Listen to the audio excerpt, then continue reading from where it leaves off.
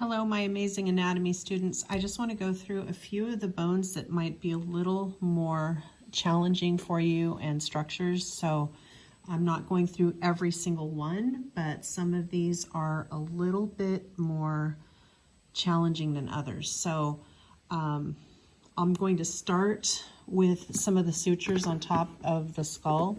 So you have the coronal suture that goes all the way across. And if you think of the coronal plane, it divides the body into the front and the back. So it divides the skull into the front and the back also. Same thing with the sagittal suture, left and right. So hopefully those two will help you. Then we have the lambdoidal suture that's back here. And then the squamous suture is right here between the parietal bone and the temporal bone. As far as inside the nose, you don't need to distinguish between the different nasal conchas. You just have to show one of them. So just say nasal concha, that's fine. And then the nasal bone is on top.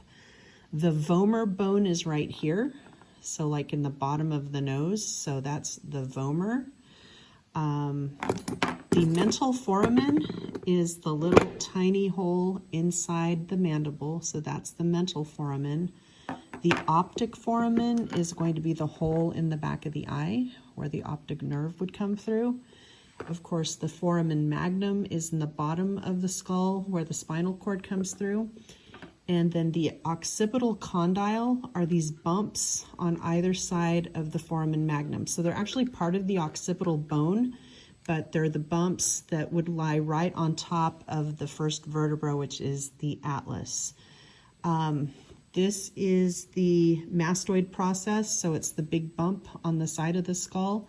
And then this is the styloid process, so it's pointy, it looks like a stylus pen.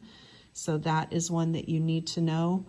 The palatine bone is actually in the back of the palate, so kind of like where your soft palate is, because up here, even though this is part of your palate, it is actually part of the maxilla. So this is the palatine bone in the backside, so that one's a little bit more difficult. Couple more. Inside the eye, this bone right here that looks kind of rectangular where you can see like the number 14 and the number 40, that's the lacrimal bone. And so it's kind of a tiny bone and there is a hole in it. I just bumped my camera, I'm sorry.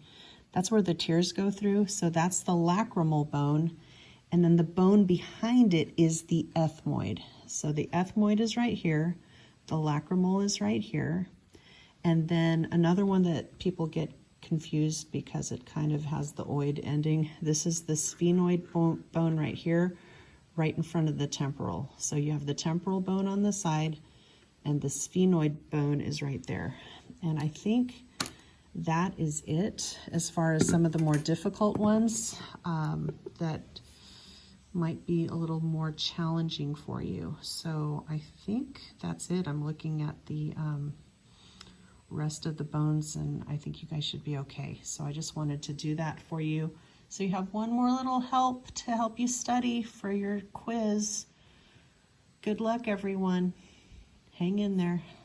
You have 3 friends here. Look at these 3 friends. They're all rooting for you. They all want you to do really well, except the guy in the middle lost his mandible. He lost it.